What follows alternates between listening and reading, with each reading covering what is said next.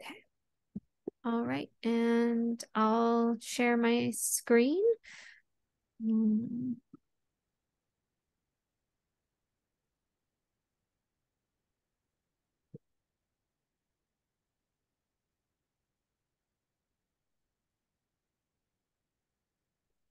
I don't know, just do you want to kick us off?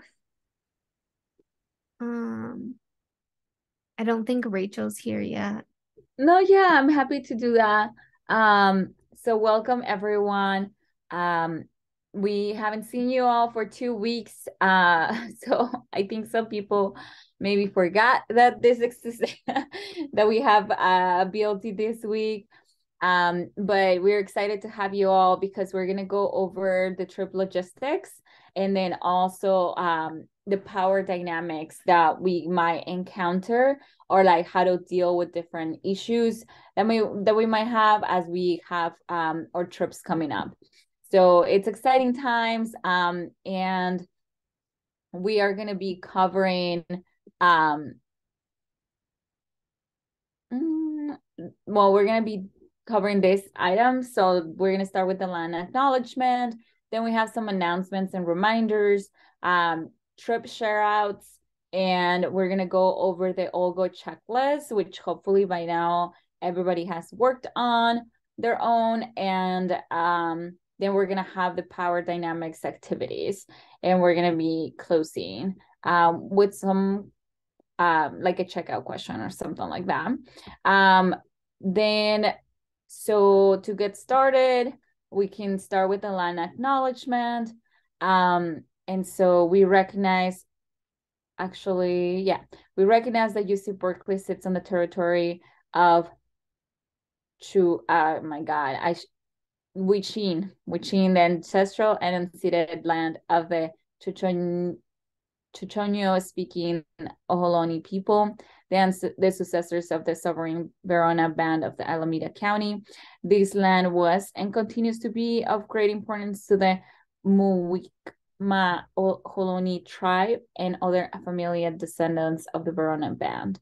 We recognize that every member of the Berkeley community has and continues to benefit from the use and occupation of this land.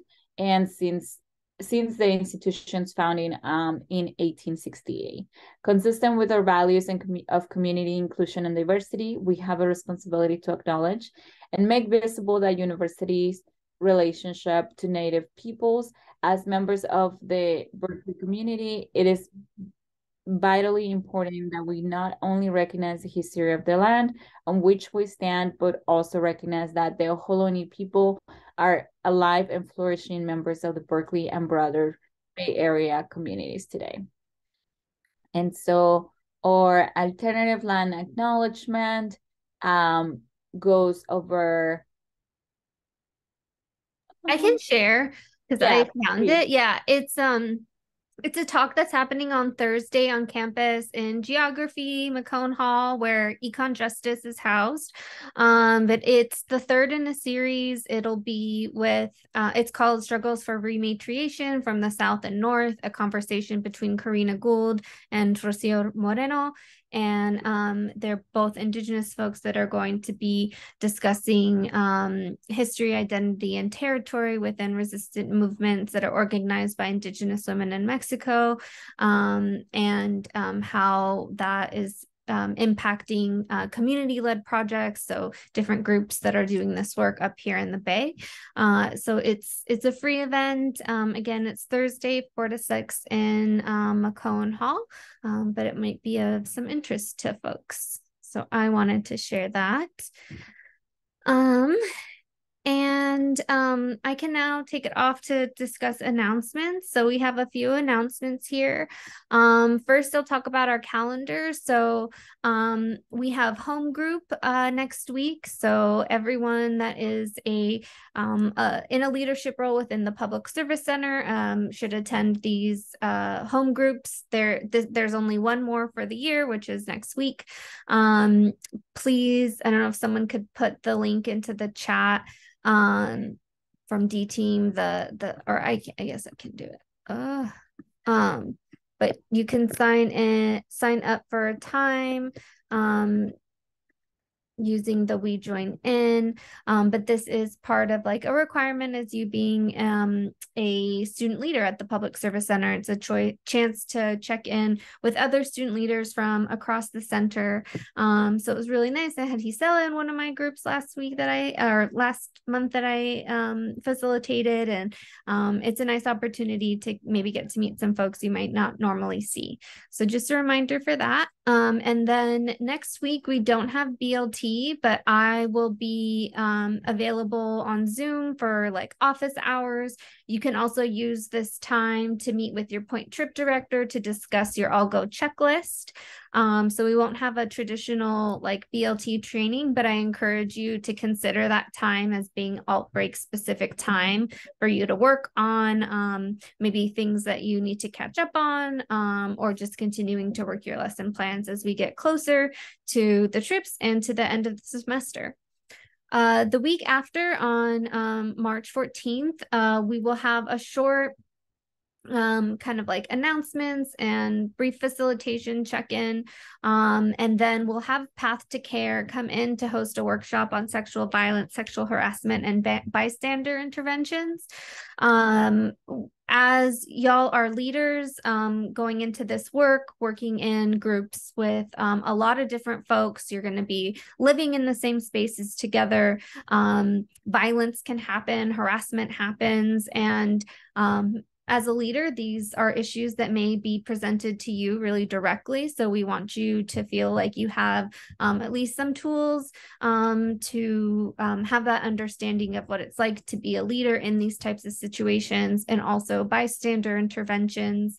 Once you're out on the trip, and we'll talk about what it's like to be a trip leader, but you will have to contend with managing personal disagreements that may be happening. Again, living in small spaces together, managing what boundaries look like. So we hope that this workshop will be helpful. And I really encourage folks, I know some folks have different time constraints, but if you can, please attend, since they are coming in to do this training for us. It would be great for us to be able to show up and take in this information. The next day, so March 15th, that Wednesday, during your decal, we'll have a brief risk management presentation during the first half. So be prepared to have us on Zoom. We imagine that everyone will be in their classrooms, and then, break leader, instructor, you will put us on Zoom. We'll go over, it'll be Jess and I going over basic risk management, how to take care of your emotional, physical, and spiritual wellness while on the trip, and also knowing your rights. So what a police officer can and can't ask you to do, what happens if there is an encounter with law enforcement, because these are things that have happened on previous trips. So we definitely want to make sure that you get as much information as possible, and all your participants do as well, which is why we have it during the decal. So just wanted to give you a heads up on those 4 updates to the calendar. Before I talk about finances, I just wanted to take a second to see if anyone had questions so far on the calendar dates or needed clarification.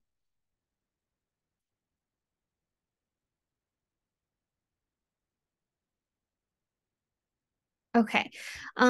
So moving on to finances. So, oops, sorry, that's my rice cooker. We have fundraisers going on for all of our trips. Econ Justice has a total of 3 going on, had one, has others in works. San Diego and CV have some online crowdfunding. So just wanted to remind you that this is another component of the program that we definitely all need to fundraise. We've seen the big red dollars on the presentations Pammy's given. So please don't forget to fundraise. And if you need support with that, definitely let us know. You can print supplies at the PSC. You can use our table materials, all of that. All of it is at the PSC. So just let us know. And Pammy will be in touch regarding credit card pickup orders. We're actually meeting tomorrow evening, Pammy and I. She wasn't able to make it today. But we'll be meeting to finalize those. They're called purchase requests. So we make these requests through the ASUC finance department, and we'll have the list of everyone who gave their personal information to Pammy, and we will be allocating money to each of the cards associated with the trip, and that will be what you use to for some people like to finish purchasing or picking up your car rental. You'll be using your credit card for that. So we need to know how much your car rental is to make sure we have that accounted for. And we'll just be asking you to save all of your receipts, download them in invoices, and we'll have some more information in a follow-up email tomorrow after we submit the request about timeline, but they don't have you are not allowed to have a card out for more than 10 days. So we would imagine that you'll be picking it up right before you leave for your trip and then bringing it back right when you get back. So just wanted to give you a timeline. And the pickup area where you'll get the credit card is actually in Eshelman Hall where the PSC is, but it's on the finance unit, which I believe is on the 4th floor. And so that's just a little bit about the credit card. We'll be talking a little bit about itineraries today. So we need to have the exact dates for your trip because that will also go into this credit card request. And wanted to also just encourage folks, we're planning to allocate about $25 per person per day for food. And that's kind of like the baseline that Outbreaks has operated on before. So that's kind of the baseline. All of the numbers should not be too new to you as they're in your trip finances spreadsheet that Pammy worked on. So you should also have an idea of what your costs are as you're coming across different invoices. Please update this with your costs so Pammy and I know, what where your money is going, planning on going. Yeah, so we have a good record of things. And then I just wanted to take a second and see if folks have questions about fundraising or the budget.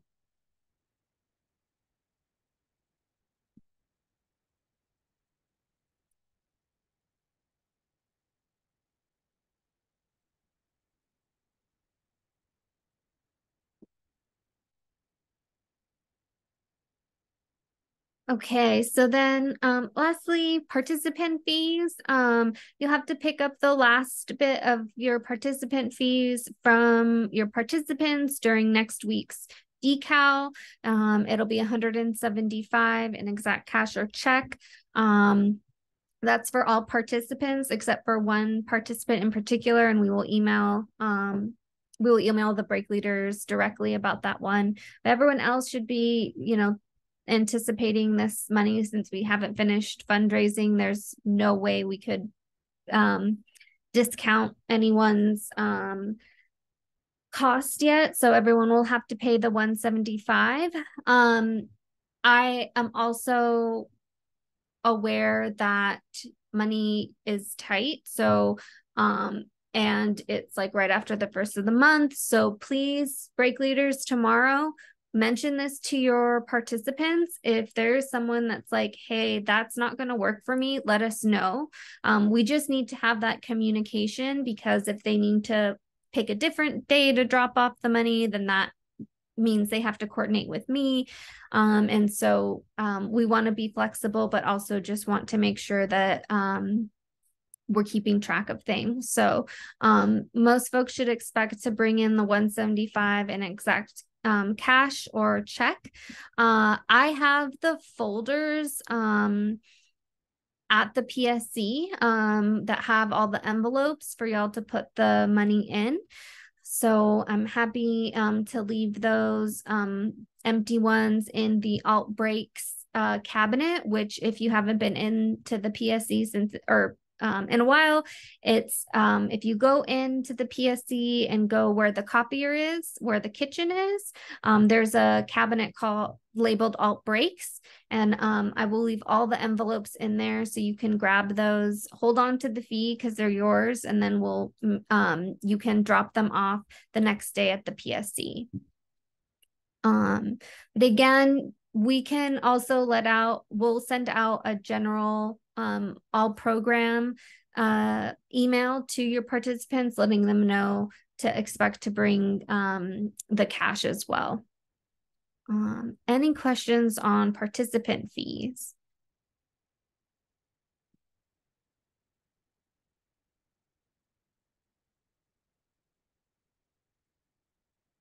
Okay. So I swear I'm almost done. Recruitment. So really important. Break leader and director team applications are, well, the break leader application is open now. The director team one should open tomorrow. But I'm going to ask everyone to please take a second to nominate folks. So this is anonymous, but I would love it if everyone could nominate at least 2 people. You can nominate yourself for a role. So that could be communications director, any director role, maybe a break leader role, but someone you think that could be in this alt breaks, is already a break leader or already a D team member. They could be a participant, or maybe a friend, a peer you have that you think alt breaks may really align with their work. So I'm going to give us about 3 minutes to please just put in your thoughts. If they are like a participant or a friend, please give their email address. If you're nominating like a fellow break leader or D team director, you don't need to add their email address. But it's really important, the trips can't happen if we don't have leaders, and the program can't happen if we don't have a director team. And so we really need to get these applications in. The application closes on April 9th. So after you get back from your trip. So hopefully if participants are interested, they will have that experience to go off of. And if you're interested, you can apply again. Folks who have been with Outbreaks in any position are encouraged to apply again. You can apply for your same role or a different role. I know some folks have wanted to lead different trips. Like, we really encourage y'all to put your application in, and then we'll be reviewing applications and having interviews. And we would like break leaders to be in interviews with prospective next break leaders. And then the goal would be, we have our finalized leadership team by May 2nd, which is when we will introduce all of the incoming leaders to the outgoing leaders in our final break leader training of the year. So I'm going to stop sharing. Yeah, in maybe like 2 minutes, we can transition. And this is definitely something that we'll be continuing to remind you about. But as we're not having as regular BLTs, I just want to make sure that we're not missing opportunities to recruit. So really encourage folks also to start thinking about making classroom announcements again. I know we just did it for participants, but now we really need to think about the director team and the break leader team. And I really appreciate all of your help on this. I think the best way to get folks interested is really hearing what the experience is like from you and through your friends saying, hey, this is cool. So I appreciate the time that you're taking now to fill out the form.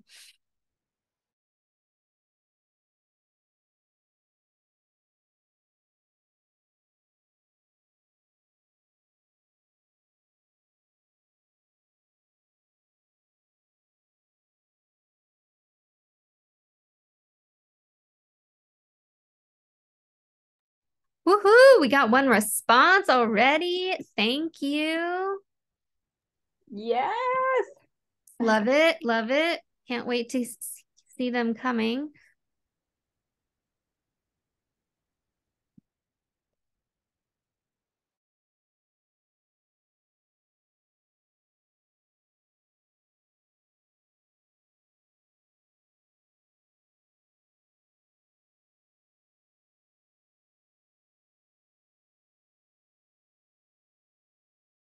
Hi, Irie. Thanks for joining.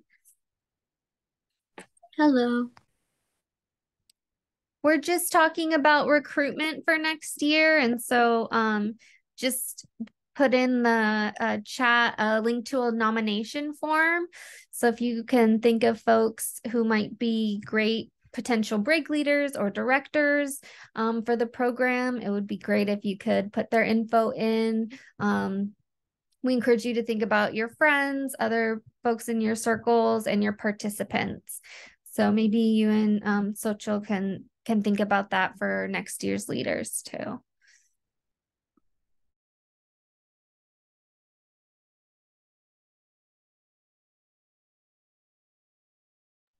Woohoo! I got another response. Love it. Love it. Love it. Thank you. I had this immediate gratification. And we got a wide range of nominations. This is excellent. Thank you so much. I'm gonna push it for 30 more seconds.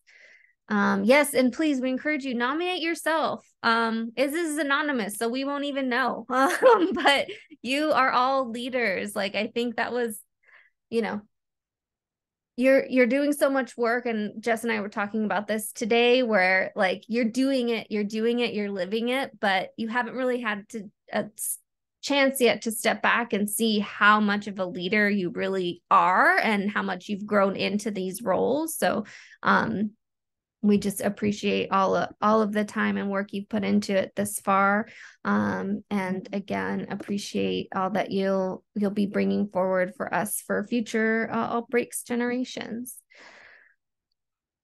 And now I will have my very last announcement that is very, very important, and applies to all the trips. Our PPE request form. So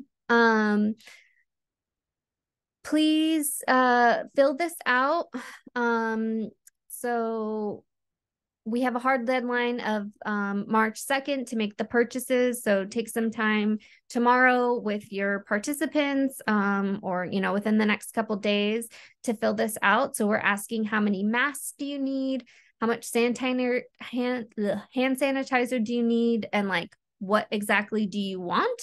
Like, do you want small bottles? Do you want a big bottle? How many rapid COVID tests do you need? Everyone should have at least one, because we want everyone to take a test before you leave the morning of your trip. But then community partners may have other specifications and may be asking you to test throughout your trip, right? So those are conversations that you've had with your community partners that we haven't been part of. So we're really relying on you to let us know.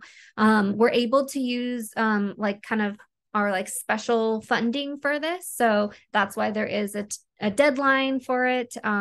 It just needs to come out of a certain account, and we have to make the purchase by March 2nd.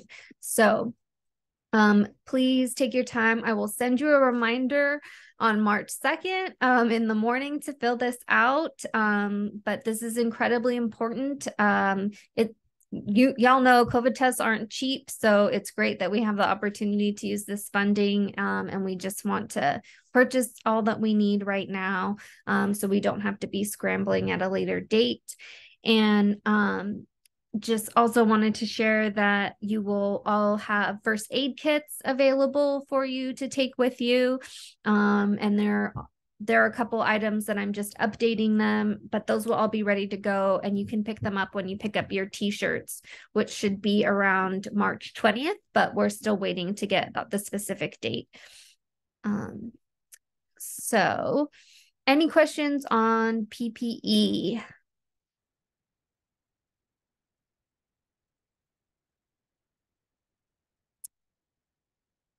Okay, that was my last announcement. I will pass it to Katya. Awesome. Thank you, Lisa. It's very loud right now. I'm so sorry, but I hope folks can hear me. We're just going to go ahead and do trip share outs. As Risha mentioned, y'all don't get chances often to kind of step back and reflect on the work you've done so far. So we really want you all to take advantage of this time to really give us a highlight reel of what your itineraries look like so far. And just, yeah, answer the questions up on the screen, basically telling us roughly what your itinerary looks like. What are some of the key activities and when you're leaving and coming back to Berkeley, for example, just things like that. So that other trips can maybe know what you're up to and draw inspiration from it. And we can go ahead and start off with Phoebe.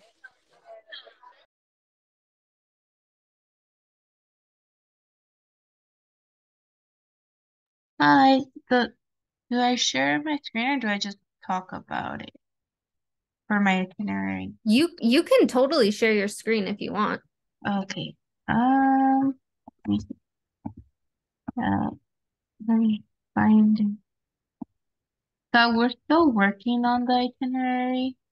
I think we have like half of the week done, but it's still kind of like not up in the air, but like not finalized. Let me see. Oh, what says that I can't share? I just fixed the sharing Okay, setting. So can I you got do it? it. Okay, perfect. Um, okay, can you see my screen? Mm-hmm. Yes. Okay, so this is what we have so far. Um, so we're leaving the 20th Monday, March 27th. Third, we're gonna be there from March 27th to April 1st. So, what we have so far is like the travel day. We have like the meals that we are planning to do that day, which is like coffee and like pastries and stuff, like breakfast pastries. And then for lunch, since we're going to be driving, hopefully we'll make like a stop halfway through the trip, and then switch drivers, and then for dinner, like eat out, in Huron based on like what Ray recommends or Stephanie, his assistant. So, that's what we have, but we have to go pick up the car that day, so we're planning to meet up at the car dealership to get the car and register Julissa as secondary driver, and then travel back to campus and meet with our participants on at Upper Sproul and travel to Huron, which is like a 3.5 hour drive. So I think maybe getting there around like 1:30, but since we are staying at the Motel 6, just like orienting ourselves and like gathering everything and putting stuff down. Um, and then I don't know if so Valley Leap has like a small kitchen, so we will be cooking there. So we might need to go like grocery shopping. This is what I had based on what Katia had last year, like shopping in Hanford or like that market. So just buying anything that we might need. Um, and then for the second day, which is the Tuesday, so we're planning to work on like the community garden. So we're gonna be at the Valley Leaf office, and then breakfast is still like all like the meals are still to be determined. I'm making a Google form so we can work on it tomorrow with our participants so they can fill out like meals and like what their preferences are, just so we know like what groceries we can start buying or we can buy. But this is kind of what we have planned for like breakfast. And since we're not gonna be staying with Leap, we just put like travel time. So like travel to Leap and then getting there and like working on the community garden. And then the other activity that Ray would want us to work on is like city ordinances, like doing research and creating fact sheets. So just like splitting up the group into two and then like lunch and then having the master gardener come in and like continue to work on the community garden. And then I don't know if we're gonna be doing that for the full 5 hours, but this is just like what I have for now. And like then dinner and then shower and then reflection and all that stuff. For the next day, it's pretty similar. I think what we would switch up is like whoever was working on like the research will now be working on the garden, and whoever was working in the garden is now doing research. But still like breakfast, travel, and all that stuff. And then the third day is like he wants us to work on revamping the mural. So uh we also have that here like travel time. I think mostly everyone would be working on that. And then we would have lunch, and then we would switch it to like doing research and like on mural city ordinances and creating fact sheets. And then he also wants us to work on like the marketing campaign for like the program that they have of ride sharing. So I think that would be good for everyone to like work on and like split the task. And then we are also planning a farm worker panel, which is still in the works.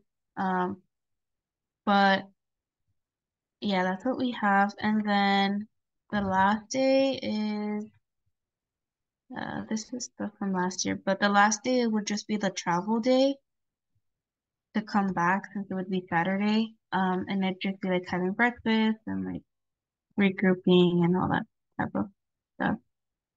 But that's what we have so far. And I don't know if there were any other questions that we have. I think that's all. Y'all did a great job so far. Thank you, Lisa, for sharing. I put some notes in the chat for you guys to check out, but I think so far the plan looks good. I like that there's wiggle room. Yeah. So thank you for sharing. Can we have someone from, I think most, if not all of the trips are present, so we can go to someone from PR to share?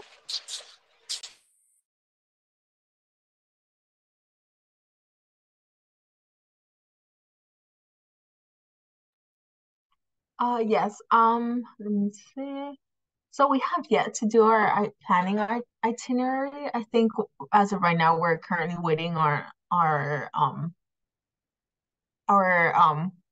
what is it, community partner, Camta Vanuco, to respond to our email, and then we already proposed like the dates that we'll be going and coming back.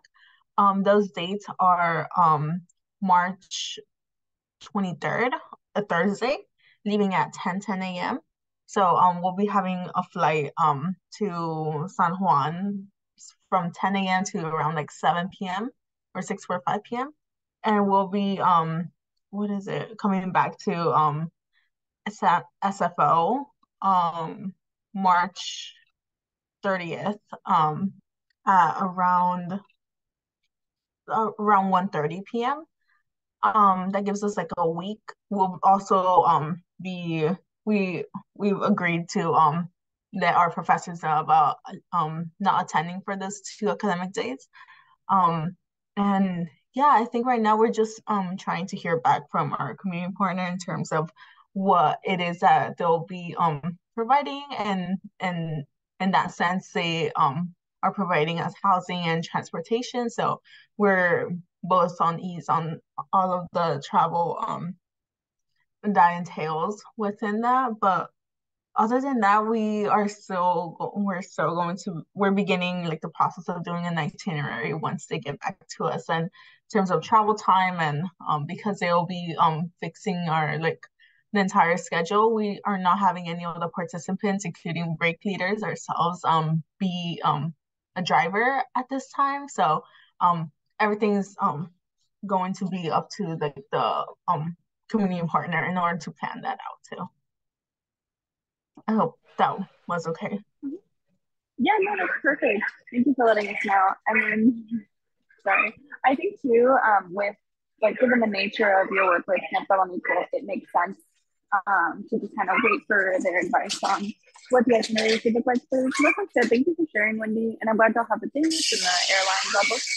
So can we get some econ justice to share? Yes, hello.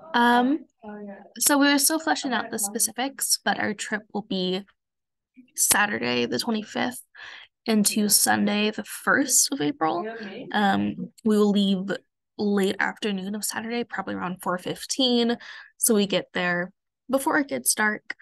We would meet at downtown Berkeley BART, take the red, or transfer orange to yellow, to Civic Center, and then walk to our community partner. They are a few blocks up. Total travel time would be like 45 minutes if BART doesn't get delayed, knock on wood. And then in terms of leaving on that next Sunday, we would leave pretty early in the morning. For some highlights, it looks like on Monday and Thursday, we will be doing a street retreat, which is one of Faithful Fools like big programs. So we'll be doing one with a group from Oregon State on Monday. So we partnered up with them. Super excited for that. But then on Saturday is Faithful Fools big like 25-year anniversary celebration. So we'll be staying for that. During the week, we'll be helping with prep work. We're gonna stay for setup and of course to actually participate in the celebration and enjoy that. And then I'll help with takedown, and then we'll leave the morning after. But we're still working on more specific activities. Okay, that sounds good. Thank you guys for sharing. And I'm glad y'all get to stay for that celebration. I think that's one of the good things about the leniency of the trip dates, is you can kind of, you have a little bit of wiggle room to make time for events like that. So that's perfect. Glad y'all will get to help out with that. Thank you for sharing. Can we get someone from EJFC to share?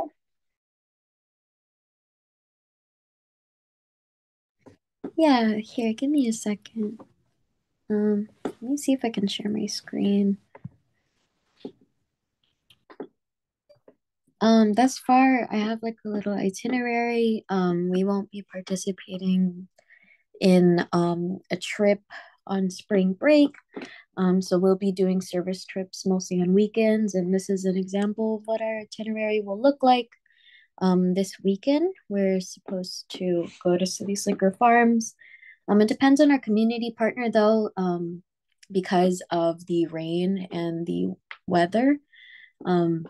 So we're kind of flowing with the circumstances, but this is tentative at the moment.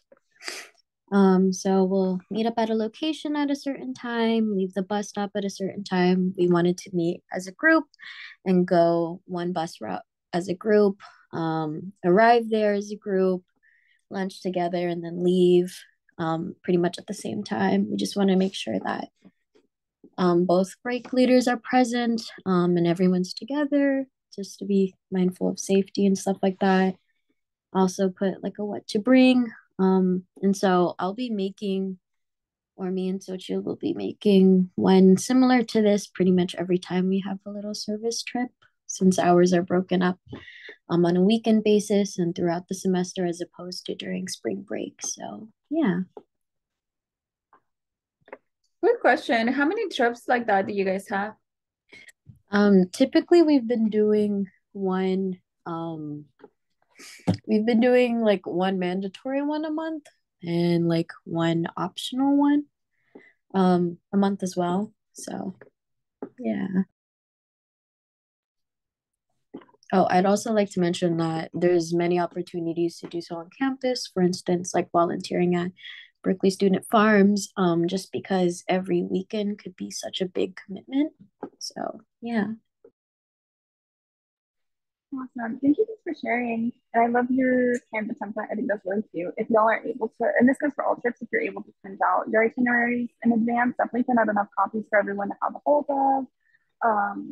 And just so that they can kind of follow along as well, or make sure to share it with everyone at the beginning of each day or each weekend that you're going to be working with your community partners. I would also say you bring up a really good point, Ari, of the weather. it's been especially crazy lately. I know spring break is a little ways out, but just make sure to take that in mind as y'all think about your travel plans. If it, I mean, I don't think it'll continue to rain or snow or anything like that, but even in the valley, it's been wetter than usual. So just keep that in mind as y'all come up with your all go checklist, which Liz will talk about later. But yeah, thank you for bringing it up. And then let's see who else we have. Can we get someone from Urban Health to share out? Yes, hi guys. First of all, I'm really inspired by Irie's Canva. I think it's a really good way to present it to the students. But I'm gonna share my screen, and I swear this is not usually how many tabs I have. Okay, but so the plan is to leave the bus from Emeryville at 9:30, and um we plan to meet up at the Emeryville station at 9:15, but we're thinking more of like 9 a.m. To give time for people to travel there. We're not gonna travel together to the station. We're gonna take bus route 36 separately. So we just want to give people like 30 minutes to arrive to the station. And then we arrived to the LA station at 6:35 p.m. And then from there, this is just like a relative time, but it could be earlier. We're gonna arrive to the Airbnb at around 8 or 7:30. And then we plan to go grocery shopping, but it's most likely that we'll like find food nearby because we'll be tired and also it's dark. Um, and then we will rest for that day. And this is a Sunday on the 26th. And the next day, we plan to get up at around 7 a.m. and our shift with Project Angel Food starts at 8:15 a.m. And thankfully, they do offer lunch from 12 to 1 p.m. And then we have a break during that time. And then our afternoon shift starts at 1 and ends at 4. And then we plan to head back to the Airbnb to rest and then have a reflection at 5, make dinner, and then just rest. And then the next few days is kind of the same because we're looking for like ways to spice it up kind of, but um it's basically, start um at 8:15 a.m., have a break from 12 to 1, and then have an afternoon shift from 1 to 4. And I was thinking that it would be nice for us to talk with the nutritionist and the staff that um, produces the meals because we thought it was very interesting how they they like medically tailor their meals. So we thought it would be cool if they could like talk to us about that. And then again, kind of the same itinerary until on Thursday when we come back. So it's kind of a short trip. We leave to LA on Sunday and come back on Thursday. So we leave to Emeryville at 9 a.m. and then come back to Emeryville at 6:15. Um, but yeah, I would really appreciate like some pointers about how to like diversify our trip because like we have one community partner, but I feel like I want to make it like more um like as engaging as it can be. So I would just like appreciate any tips about how to do that.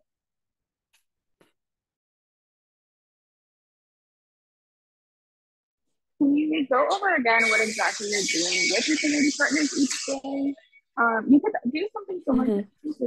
something similar to what TV is doing, where they're like doing research at some point for their community partners.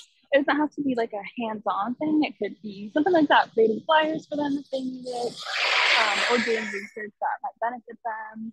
It's sort of more of a low-key thing if you guys ever need like some downtime activities. But yeah, it really just depends on what they have you doing already. That's a really good idea. I didn't really think about that.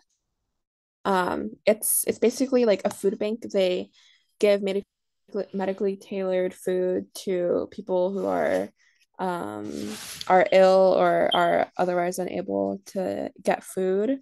So yeah, I think that I'm gonna write that down and tell Nancy. Yeah, I think definitely. And I'm sure that there's plenty for that. I mean, I'm imagining like a huge warehouse full of food. I'm sure that they'll have a lot of organizing and meal tasks like that for y'all to do. But yeah, definitely let them know that, hey, we're willing to organize an event for you all, if we can, like between the beginning and end of the week, or help create flyers for it. I know for CV last year, Ray had us organize a like reading event for to promote child literacy in the Valley, and we did it all in that same week. So it's possible that you can do something like that with Project Angel Food as well, or even if you don't can't like be there for it, you can let them know, hey, like we want to help start promoting an event that y'all can have like later on in the future. We can create flyers, post on social media, like whatever. Or even things like working on their social media can be helpful as well if they don't already have a well-established one. But yeah, just think of like things like that. And since you already seem to have a lot of, it sounds like it'll be a lot of hands-on work already. Alternative activities could be, yeah, like more low-key things, like something on a computer, or yeah, really whatever they need. But yeah, just let them know you're at their disposal. Thank you. And I see that Rose is giving really good suggestions. Thank you guys. Okay, awesome. I think the only trip left is San Diego. So if one of both of y'all want to share a little bit about your itinerary, go ahead.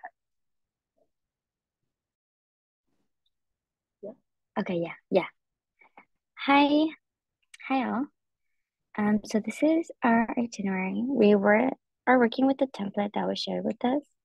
And this is what we have planned out for our 5 days of the trip.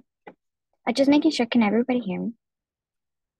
Yeah, Okay. do you mind zooming in a little bit? Because it's really hard to see. Okay, great. So our plan is to, on Monday, meet at downtown Berkeley BART station and commute from there to Brentwood. From at Brentwood, we would be picking up the cars and then having breakfast after picking up the cars. Um, After breakfast, we'll depart for the first leg of the trip and then have lunch at Los Banos. After lunch, we'll start the second leg of the trip, and that would stop with a break at Button Willow, which would be approximately half an hour, so people could have a bio break or like get a snack at like a gas station, and like we could fill up on gas and stuff. Then we would switch drivers. Oh yeah, through this whole time we're switching drivers. And then at 4 p.m. we would start the third leg of the trip, which would have us in LA by 6 p.m. if traffic allows and the situation and the weather allows. And then once we arrive in LA, we're gonna have dinner and then grocery shop, just because that's gonna be the last time we stop in like a big city, before we continue on our trip. And then after dinner and grocery shopping, we'll probably allow more time. I know we put an hour of this, but we might allow a little bit more time depending on like traffic and stuff. And then so at 7 p.m. we'll take off hopefully for San Diego so that we can get there around 9 p.m. with enough time for like a reflection, a quick like gathering, and then lights out. The following day, we would wake up at 6:30 and be ready, because that is our water drop off day. More intensive day. We would have breakfast, wake up, pack lunches, and like clean up our area around from between 6:30 to 7:30. We should be at the community center, which is give like 10 minutes from our location. And then once there, we would go over protocols and get the like route to the water drop off. For this, the charter bus I think would be taking us from the community center to the border. And then once at the border, we'll start passing out waters and the things that we got for the trip. Then take a 30-minute break, or less, at 10:30. Then from 12 to 1, we would have lunch. And then if anybody needs like an extra like bio break or something, we have allotted some time between 1 and 1:30. Then at 1:30 we would resume our work and then work till 4, and from there depart from the border to hopefully arrive at our housing location at 6 p.m. and wash up and prepare for dinner. For dinner that day, we're planning on either, if we're not too exhausted, which I think we probably will be, we'll probably just have dinner out at a local like restaurant or something. And then at 9 p.m., we'll have a little reflection and community circle just so that we could talk about how that made us feel like and just things of the sort. And then how we want to move forward. And then lights out at 11. For Wednesday, we have designated that day as kind of like a free day. Not really like everybody goes wherever they want, but we're gonna explore like San Diego and its historic background with the immigrant community. So we're gonna have our wake up call at 8 a.m. so that people can rest up from the previous night a little bit more. Pack lunches and clean up. Then we would go visit Old Town, which is like a historically preserved little place in San Diego, so that we could like see the legacies of colonialism like in action. And then we're gonna explore that area for a little bit, and then regroup at 1 p.m. To head to Balboa Park. And Balboa Park is like this big place where like there's a bunch of fun, cool stuff, and there's museums and things of the sort. So we want to like check those out. And for Balboa Park, we're hoping to have a picnic. So we would plan that between like 1:15 and 2, like pack for that. And then we'll be at Balboa Park for around like 2.5 hours. And from there, head back to our housing. And then after that, go to Chicano Park so that we can see like the thriving communities within San Diego of like, immigrant communities. And then, yeah. That's exactly why we want to go to Balboa Park. And then we'll have dinner. Hopefully we'll make dinner that night because we will be like splurging a little bit the whole day. But if not, we'll just get dinner out, which will be like a fun, like maybe like a little stall or something. And then reflection and lights out at 10 so that people can rest for the next day, which will be another like community involvement day. Can you scroll up a little? Our wake up call is going to be at 5 a.m. because we will be doing day labor outreach. Oh, really? Oh my God, that's so cool. So we're going to do wake up call at 5 a.m. and pack up lunches and clean up our area to hopefully arrive at the community center at 6:30 a.m. We're going to pack kids and, hit them with a classic and go to McDonald's for breakfast. At 7:30, we're gonna depart for outreach at local Home Depots and like other areas where day laborers would like be. And then at 11, we should be done with our shift for the day. And so from there, we're gonna depart to our housing and have lunch.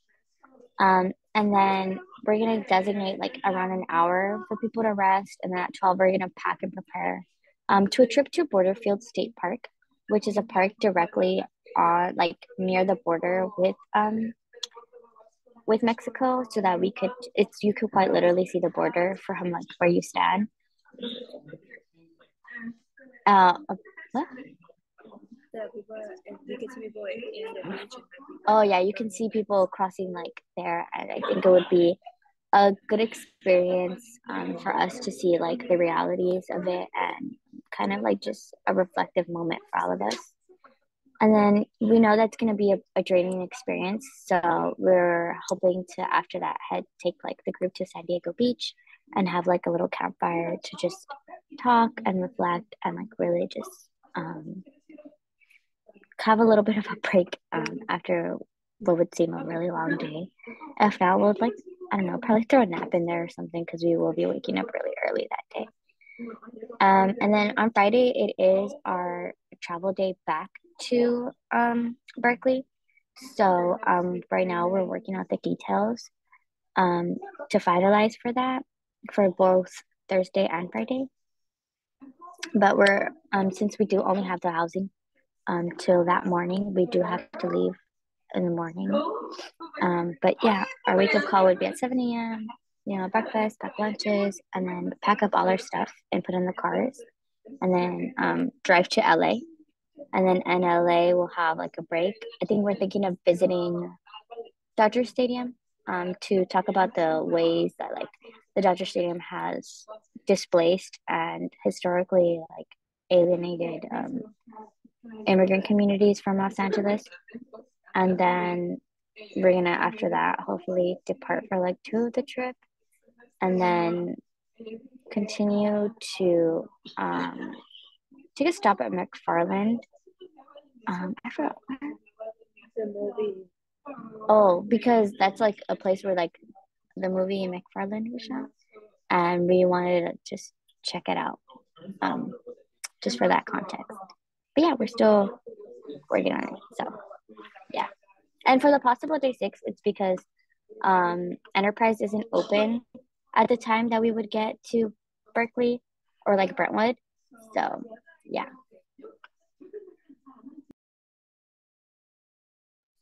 Nice. Thank y'all for sharing. This is a really thorough itinerary. It looks really good. It looks like it has a lot of built-in breaks. I was just thinking if you guys are going to stop by McFarland, or you're stopping by a lot of really historical places, and this is like advice for all trips, if y'all have like documentaries or information like museums or even just tidbits of your own or pieces of the decal that you want to further explore on your trips, I highly encourage it. And even just like having a movie night as you like debrief the end of a day, maybe there's like a relevant documentary or something. I'm sure for many of the trips there are similar resources, but yeah, I was thinking of like the McFarlane movie, something you could watch one day if y'all have time, of course, but something to think about. But yeah, thank you all so much for sharing. I think that's the last group. um Everyone's itineraries look really good. I don't want to take up too much more time, so I'll hand it off to Rosa to go over the I'll Go checklists again.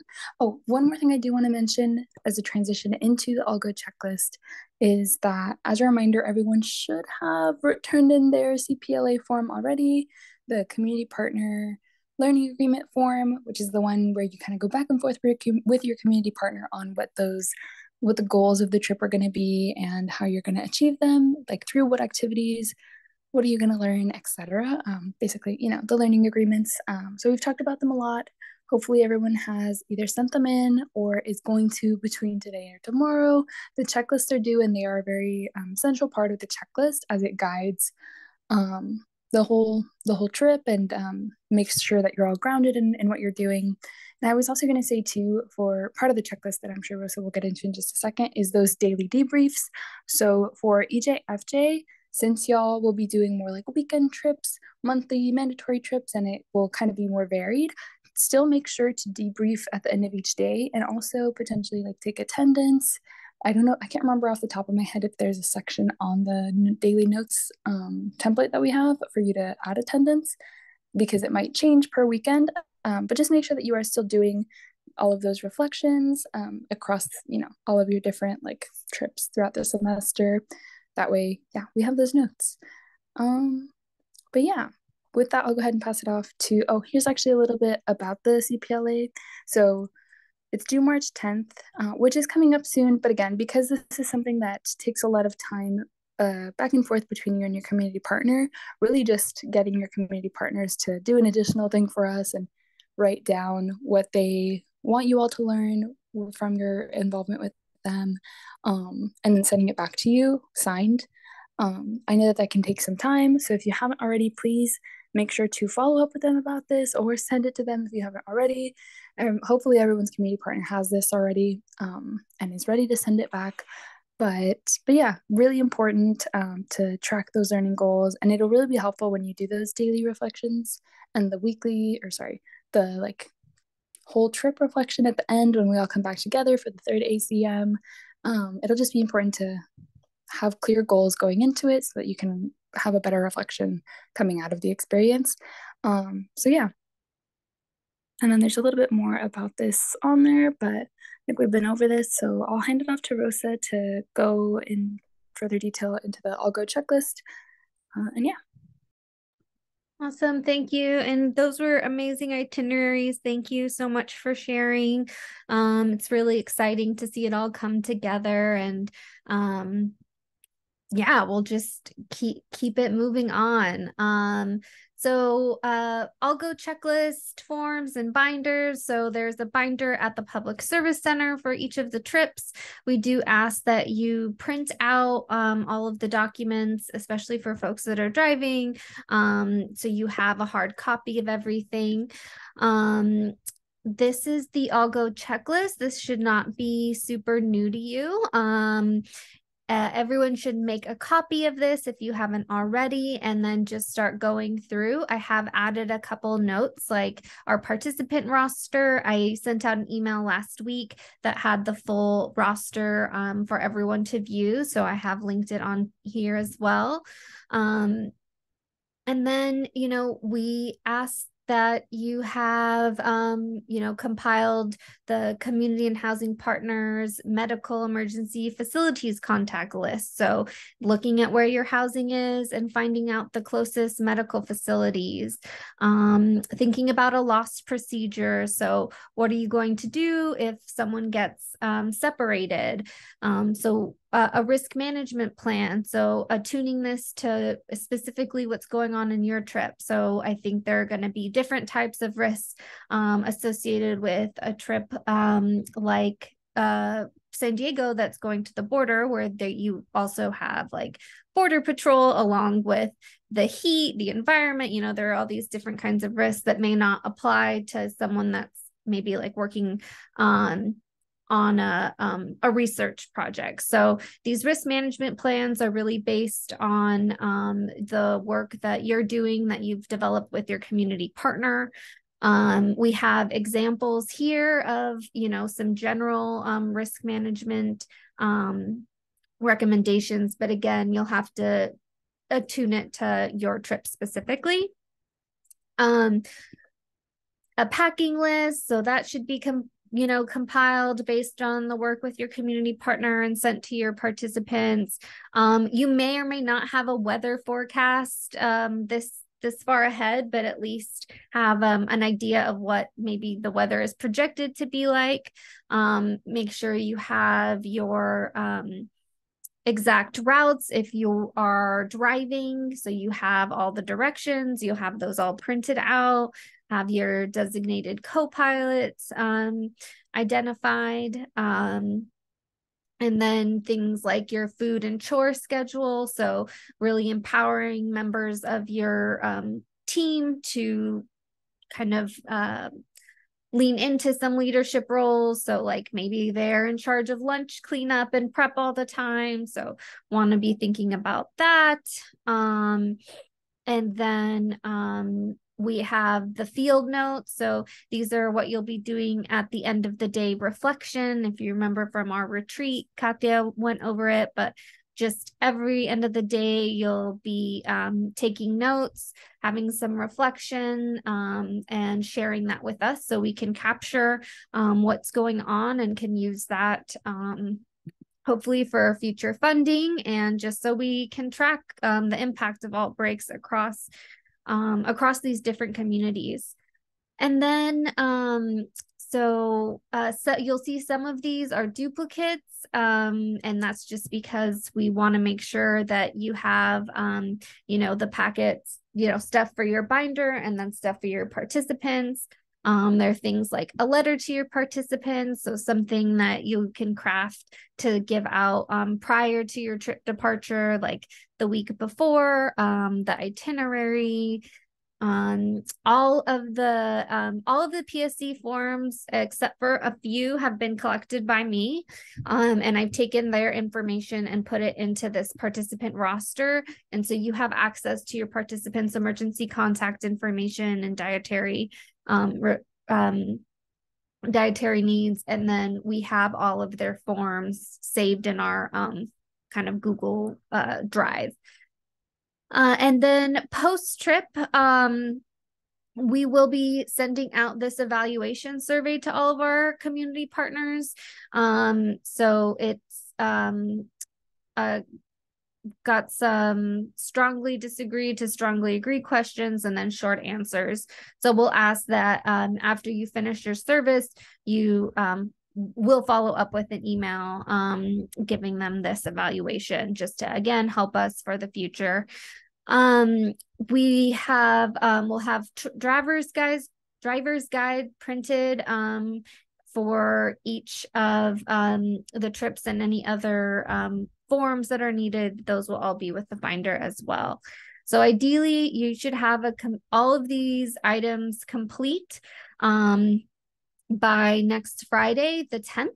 Please meet with your point trip director. They are going to verify that you have all of the items, and then if you don't have them yet, they'll just you and them will decide when you're going to get that to them by. But it's really essential that we have all of these documents complete to ensure a safe and enjoyable trip. I know it's a lot of work, but it's really gonna I mean, it's just so necessary to create safety, number one, and that will just help with the comfort level of your participants. They're putting a lot of trust in you.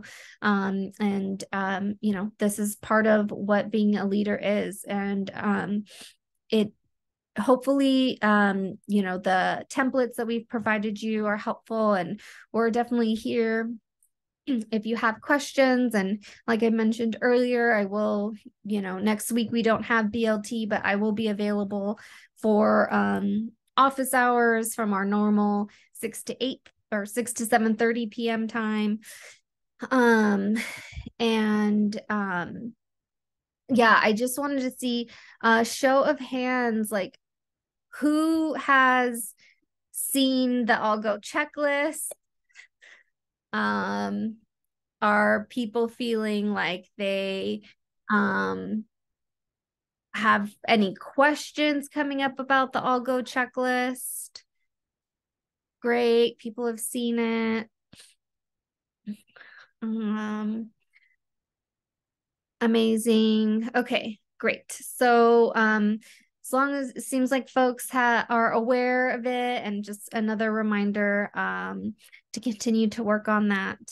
And now I am so aware that we're already at 7:22, but I am going to hand it off. Whoa. Yeah, so yeah, these are again just the rest of the items for the All Go checklist. And Daphne, did you have a question about the All Go checklist, or is that just left over? Okay. That was left over. Okay. Sorry. All right, great. Well, I will pass it to Jess. Thank you, Rosa. I really appreciate it. So we're gonna do a quick activity right now. Well, it's not that quick, but we'll try to do it as quick as possible and still be meaningful about power dynamics. And so right now I'm gonna ask you all to get a piece of paper and a pen or pencil, whatever you need, just something to write with. And then if you can just give me thumbs up once you have your materials with you, that would be great. Okay, Rosa, I see you. Gisela, thank you so much. I see you. Emily, Daphne, see you all.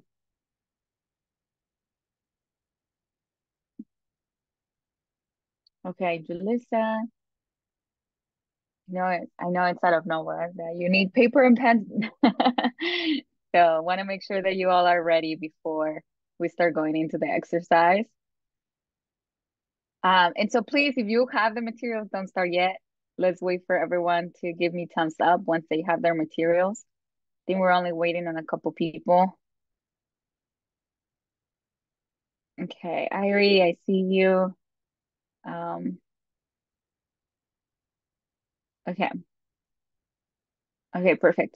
Okay, so the first exercise is I'm gonna ask you all to write down your name with your left hand first. No, actually, sorry. The first time is with your right hand. So if you can just please take a minute, write down your full name with your right hand.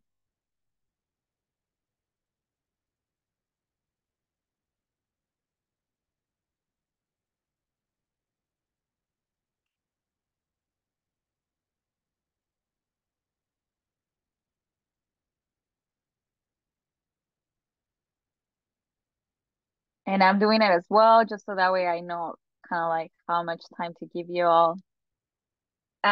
Okay, now I'm gonna ask you all to take 2 minutes to write it with your left hand. And this is your full name. If you have a middle name, please include it.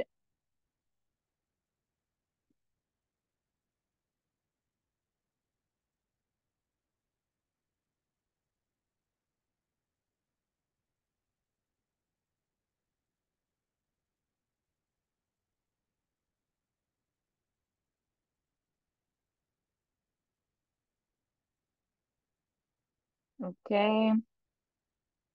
How are we doing? Feel free to give me thumbs up when you finish. Mine is definitely not looking good.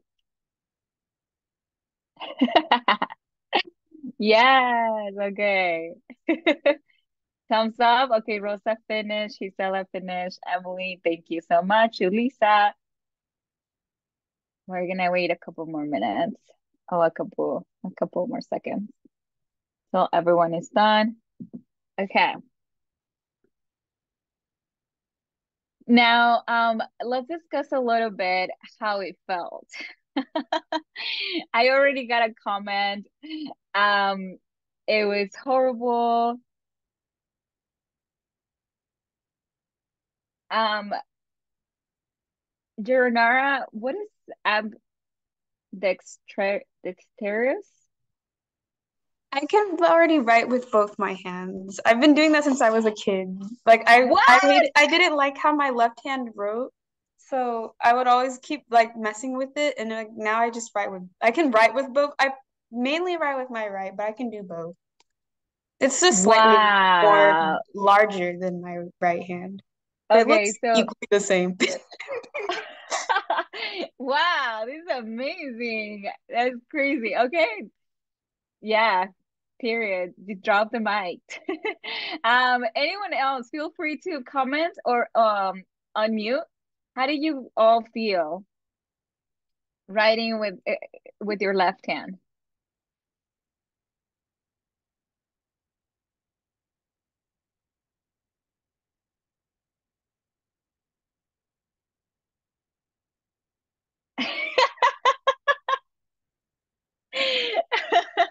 Yes, my left hand writing sucks, and it was actually really like it started pretty good with my first name, and my middle name kind of like was okay, but God, as I continued writing with the left, like it kept getting worse, sadly.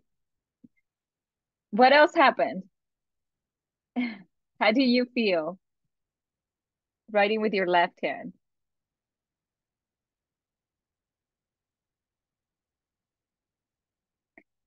Except from Well, it just felt very Geronara. awkward. Okay. Just very, Awkward. very awkward.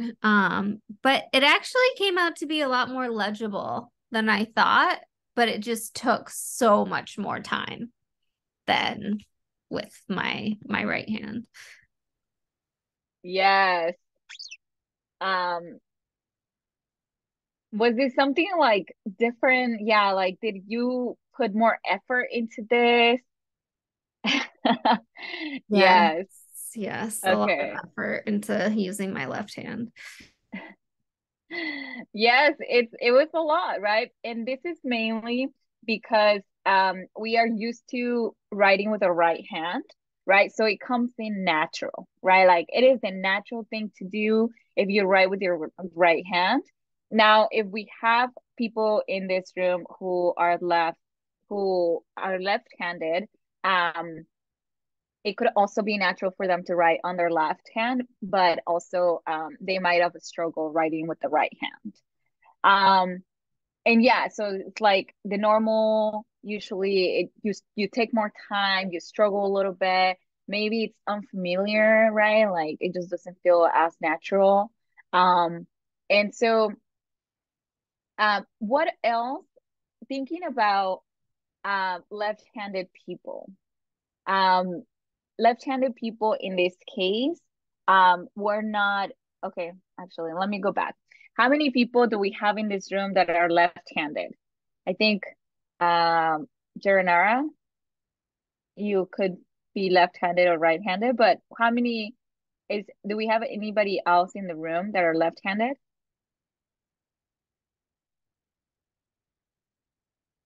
No. Okay.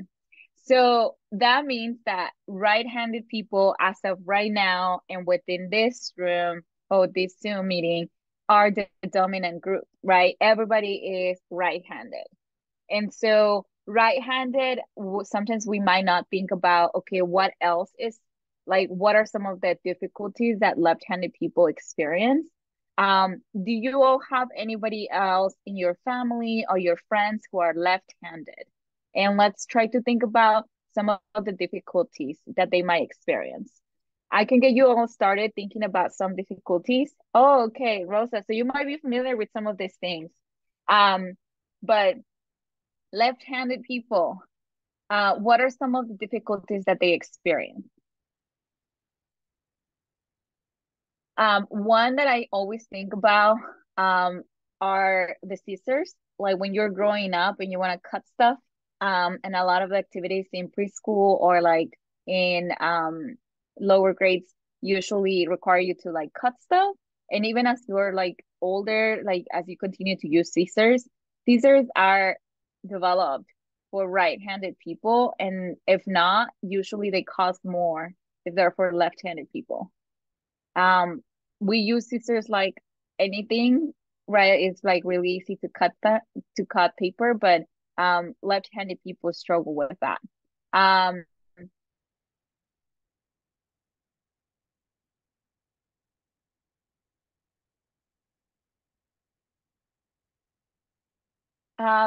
Rosa, do you mind sharing your screen for slide 17? So sorry. My computer is literally like sounding the shh that it's like almost Oh overheating. no. And so hopefully it doesn't leave me in the middle. But so something to take into consideration, the reason why we did this activity is because I wanted to point out that there are two types of people usually in this world. There is usually a dominant group and a subordinate group. In this case, within this activity, within our groups in outbreaks, the dominant group is the right-handed group. So it was clear to see that difference. Overall, just as a fun fact, there is 12% of the populations who are left-handed. And some of the disadvantages that they experience could be also with like when they write left to right, right? They get a lot of ink in their hands, or and it's like it's not as right, like notebooks are just like that's the way that we write. And so they are at a disadvantage, right? They are not the dominant group of people that exist in this world, and so therefore there are not as many things created for them, so they feel some type of limitation. Even think about it when you're getting dressed, right? Like the zippers have like what covers your zipper in your pants, it's on the left side.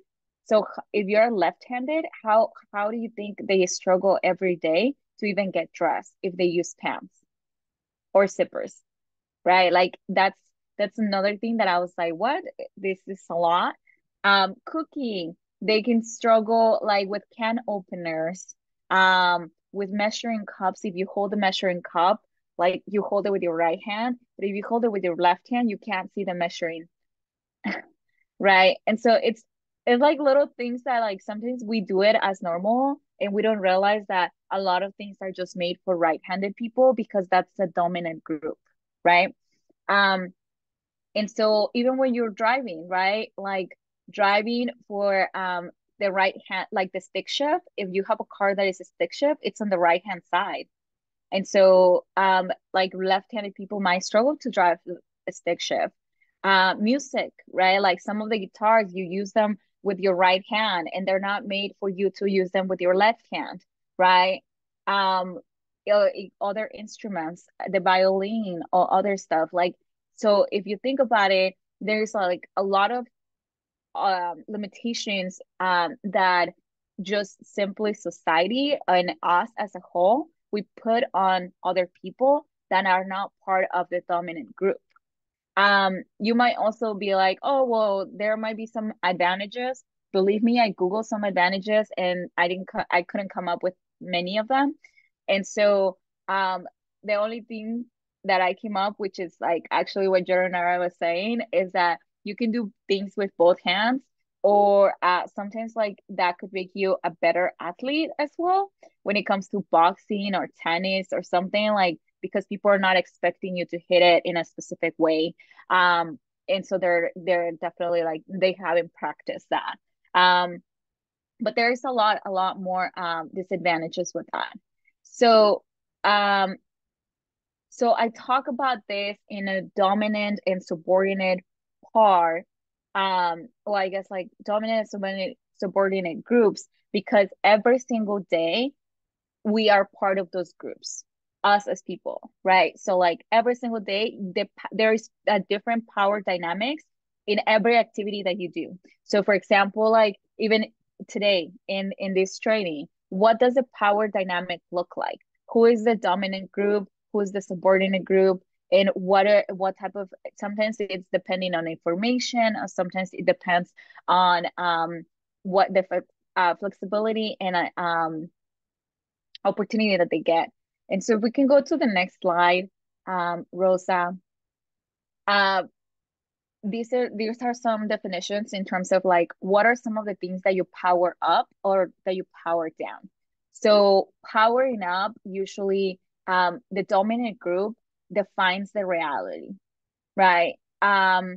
Sometimes they, if you think about it, and a good example that I usually like, I live in a co-op and we have, oh, there you go. We have people who are vegetarians, and I don't know if we have any vegetarians or vegan people in this training right now. But when I go and like get food, sometimes like they can create, like we can create limits for others. I eat meat, but if I see a salad that maybe was for vegetarian people, sometimes I'm like, oh, like the salad looks good, I want some salad too. But like I don't, like sometimes we don't take a step back to think about, okay, this is actually the meal for other people, right? And so we're creating limits for others. And that's like unconsciously and like daily activities that you do sometimes, like without you knowing, you are putting other people down, or you are like part of the dominant group, and you are creating those limits. The dominant group seems, it's usually seen as the normal group, right? So even think about some sayings, like a lot of people say, oh, today I woke up with the right foot. And it's like, what does that mean? Like, does that mean that the left foot is not good? Right? Like, so even in sayings, in daily activities, sometimes we think about right and left, or about dominant group and subordinate groups as a way to like set the rules or set the standards, right? When we are powered down or like part of the subordinate group, sometimes we just focus on following rules, or we are expected to fit in, or the most are we are seen as less than, or a lot of times we're just like limited by others. And something to that I want you all to think about, and actually to take 2 minutes, it's I would like for all of you to write down in your piece of paper, when you consider you when is an instance, just tell me about it. Write down an instance where you have considered yourself to be in the dominant group. And I'm gonna give you all 2 minutes to do that. Just think about an instance. Where have you been? I mentioned an example of me. Um, in my co-op, when we have dinner, I am in the dominant group because I get to I get to create those limits for people who are either vegan or vegetarian. Um, and so when have you been in the dominant group? And I'm gonna give you 2 minutes to write it down.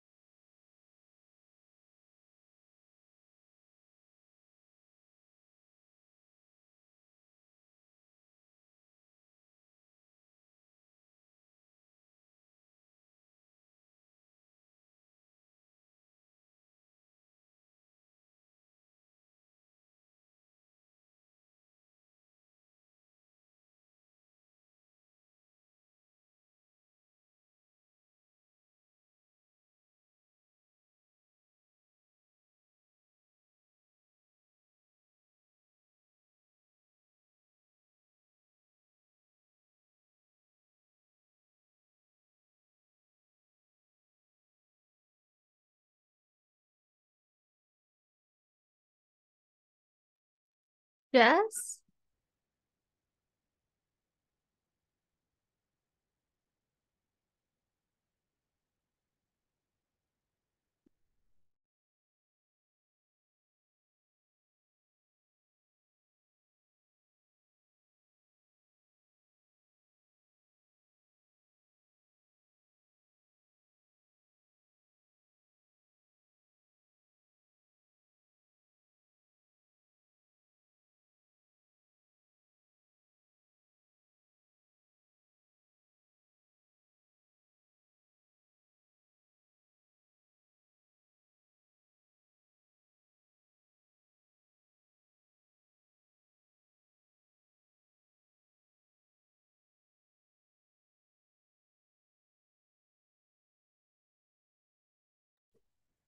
Can you hear me?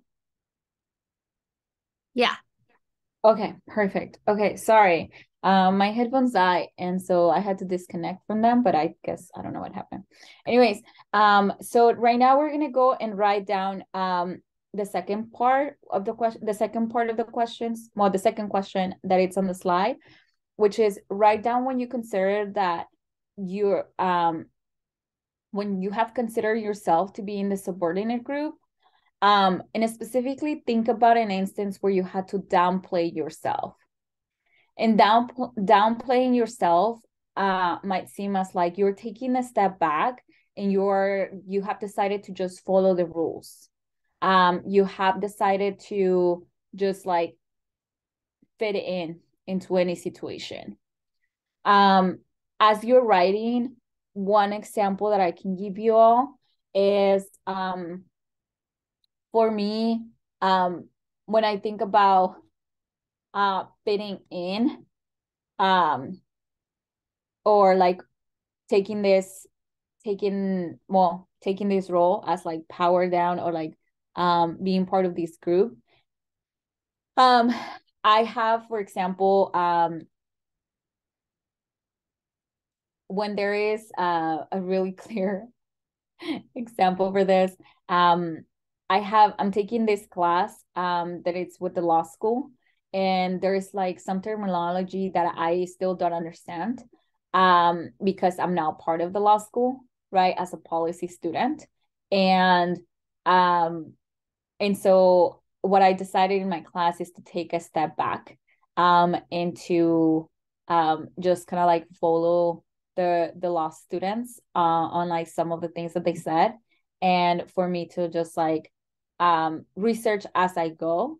But I'm definitely not leading in that team, and it feels incredible. It feels really interesting because in some meetings with elected officials, like I've had plenty of meetings with elected officials in my previous jobs, but in this one with this team, like they don't know my potential in terms of that, because since the beginning of the semester I just took a like downplay myself. um and this was, to be honest, at the beginning, it happened because I was not up to speed with like the terminology and the language. But I feel like now, like they underestimate my potential or like what I can do. And so I'm definitely part of this subordinate group because I have powered down myself, and I have power. Yeah, like I am not utilizing all my potential. Okay, so now, Rosa, I don't think we're gonna get to the next activity. So I want to get the best out of this one, and I want all of you to think about actually, I will love if people start writing down on the chat or unmuting themselves and sharing like what are some of those. You can pick either the dominant group or when you have been in the subordinate group. When you have like power up or power down, and just like talk about one of those instances. And tell me why you think that you were in the dominant group, or why you think that you were in the subordinate group. And let's just go over that right now.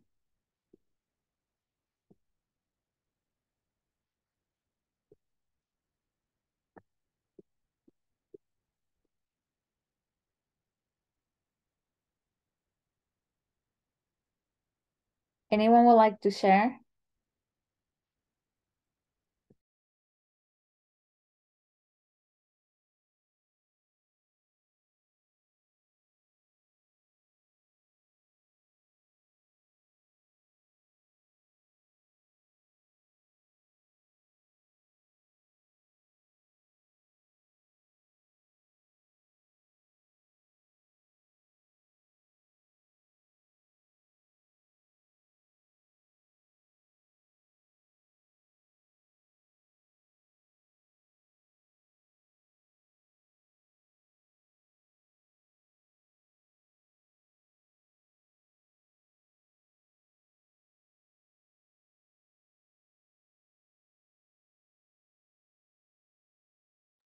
Thank you, Jerena, for sharing.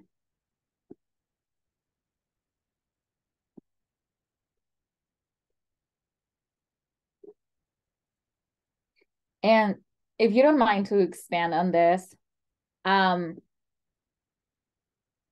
at the university. Why do you think that you land or that you're in the subordinate group when it comes to sports or when it comes to the university? I don't know, like I wasn't sure how to like word it right, and I don't know if I'm like maybe getting the actual like definition correct here, but like sometimes in sports, like it's like kind of like weird entering in like maybe a team you don't know because you don't really know like what everybody's good at yet, and you don't really know like you don't want to like walk in like, oh, I'm better at this. Like, especially like when I did soccer and I traveled like in between schools a lot as a kid. So like I knew like, oh, I'm a good forward, I'm a good this. Like I don't want to like walk in like cocky, like, oh, I'm really good. Cause at my last school I was the best. Cause like you don't know like people could be even better now. So like I feel like sometimes you're in the dominant group. It's other times I kind of like downplay myself a little to kind of like see like what everyone else is good at and like get help when I need it and stuff like that. So I don't know if that makes sense, but I feel like sports offers a lot of power dynamics because it's like everybody's kind of good at their own things, and that's why there's so many different positions.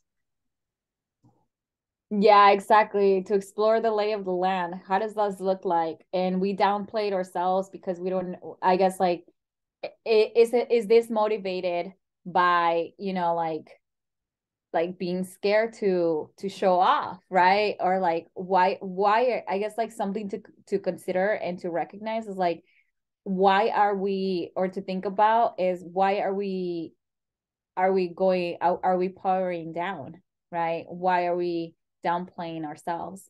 um Alondra and everybody else, feel free to like, this is kind of gonna be like our checkout question.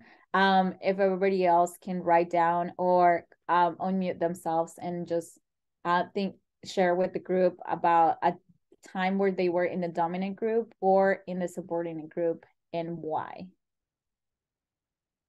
I could go.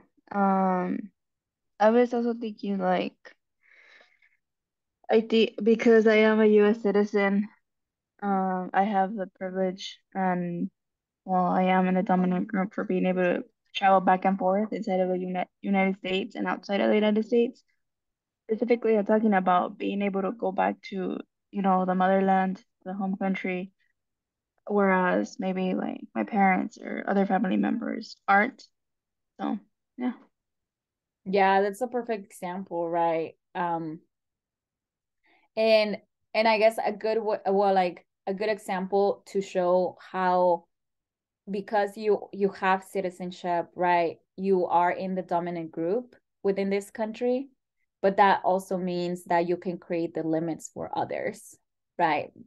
By voting for policies that restrict the, like the mobility of undocumented people within the country, right? So that's just like, it's always important to think about if we are in the dominant group or if we are powering up, like what does that mean?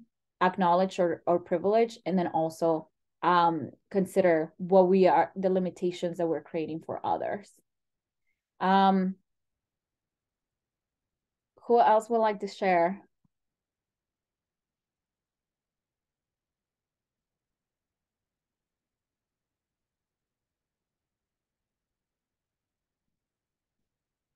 Okay, Emily. Emily says, she said shift lead at work. So you assign breaks and tasks at your discretion. But you can take your break whenever you want. And for the most part, decide what you want to do. Yeah, right. So you're definitely in a power position, right? So dominant and when it comes to dominant, sometimes it could be something to think about is that sometimes it could be because you're in the majority. So that means that like a lot of people have this role or are within the normal or like the majority, or sometimes it could be based on title, right? Or based on the role that you're playing. And so sometimes you could be powering up based on this. And this is a clear example, Emily, thank you for sharing, of how you can power up based on your title, based on your role, and how you're taking these different roles, right? But what happens, Emily, for example, in your case, sorry to pick on you, but what happens if, for example, one of the other people who work with you don't show up, right? And then you have to like take that role in, right? That's like you would have to technically power down. And so something to be conscious about is that we could be uh on the dominant group or on the subordinate group and then just exchange that. And and it's up to us, and we have a lot of power within ourselves to make those decisions on which roles we want to play.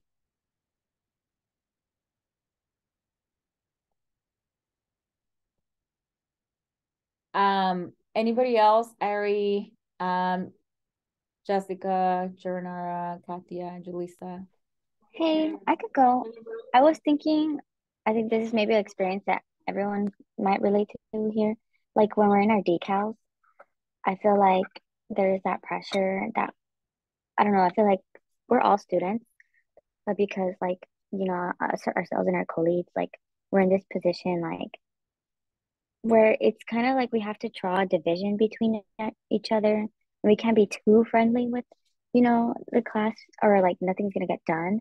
But we also can't be mean because then they're gonna think we're like hella arrogant and like, So it's like I feel like struggling with that is like something that really I think we struggle with because we have to kind of downplay our personalities a lot. Yeah, that's true. I totally agree with you. Um, for all of you being part of the co-leads at the decals, you are by position, right? You're expected to power up, but even something to consider is at which section or with which of like maybe it's based on your strengths, um, to co-lead to like when you're thinking about co-leading with your partner, either during the decal or during the spring break trip or during the any of the sessions, think about, okay, am I powering down or powering up even within the co-leads, right? So what does that dynamic look like? Because maybe sometimes some workshops Alondra talks all day and then Jessica the next workshop, or maybe it's half and half, or what is your what does that look like when you're part of the subordinate group or when you're part of the or when you're powering up? Thank you so much for sharing, Jessica. That's a great example. Gisela, Geronara, Katia, Julissa, anyone would like to share? I know we only have a few more minutes, so. This is our checkout question.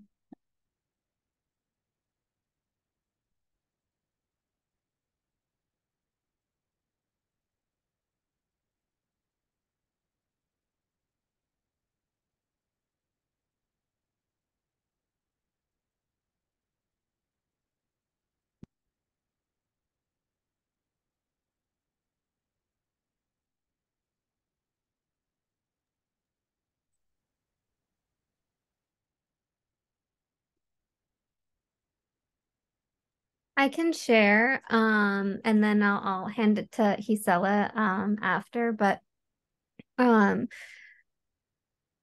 I really thought about my role as a break leader, because you are in this like leadership role, right? With you're in your decal, you're an instructor, you are a leader, that is literally in your title. So you're powering up a lot, but then you're in the community and you got to power down, right? And it's like that that tension there, while you're still maintaining, a leadership role, but also having to adjust how that power is coming through when you're in the field and you're working with community partners, is yeah, it's a struggle, it's a tension that, I think I learned a lot during my time, and I continue to learn it as this role as a staff. I'm in a, you know, I have a lot of power as a staff member, and I'm really aware of that, and consider that when I make all of my decisions. But at the same time, I'm not a very powerful person in the scope of the university. But it's these different areas that we find ourselves navigating as leaders. So I appreciate you bringing this up, Jess. I think it's really important for us to think about it. And Jessica too, I really loved the example that you shared.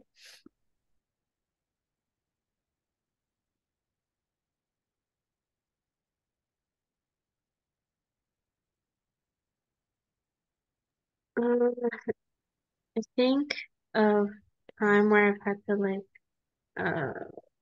or I was part of the subordinate group, or like an instance where I had to downplay myself was um I think like where I work sometimes at the courthouse.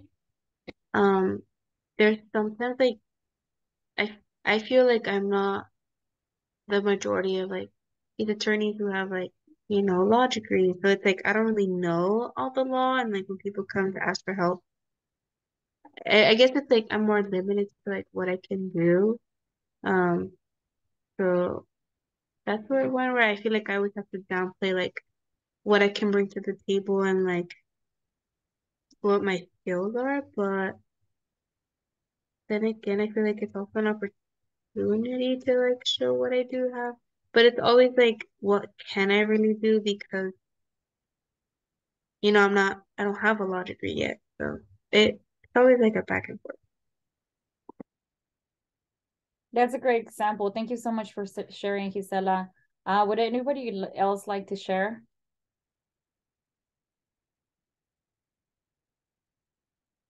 or write down? Sorry, Jorna. Yes, you did. You shared with us already. Okay, I know we're at time and I don't want to keep you all after 8 p.m. And so these are just some questions that I would like to invite you all to think about as you take the different roles that you're taking, either as a trip leader or like in the future. What are some of the things that you can do to power up when you are down?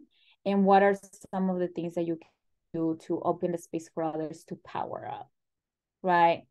And so think about that as you are planning your trips. How are you creating this space for your other co-lead? Or as you are also dealing with the community partner, right? Is the community partner in this case the power up or the power down? Like, how are you behaving with the community partner, right? What does that dynamic look like? And so it's important for us to, like, when we are in a room, I really, really short story, but I had this instance where I was meeting with the mayor and the chief of the police department in Arizona. And literally as I walked into the room, like I knew that like, the table was open, right? The room, like I was one of the first people to walk in. And at that time, I knew I was in that room for a reason, and I couldn't downplay myself. And I literally like decided to sit at the end of the table, at one of the two ends, right? So that way I could be like I could be in a position of power, if you would say. And this was like really visual, right? Like this is just like the table is this way. I want to be in this end, because then I can get to see everybody in the table and without like turning or going back and forth. And then I get to, like, they know when the police chief walks in or when the mayor walks in, they know, like I'm here to like talk business. And so it's like really, sometimes we have to be really intentional about the roles that we take. But that was because I knew that my community was counting on me to take that role and to power up, right? And I might not have known it all, but I was coming with my inherent knowledge and my community's knowledge of their experiences, right? And so that was what I was bringing to the table and what I categorized to be the best, like the most important context, right? And so anyways, that was a short story, but I don't want to take you all your time. Just always think about those two questions. What are you doing? What's your role? And how can you affect the power dynamics within the room? Thank you so much, you all. I hope you enjoyed this little workshop, and we will probably do the second section next week. I mean, the next BLT. All right, folks. Thank you so much. See you next Thank time. you.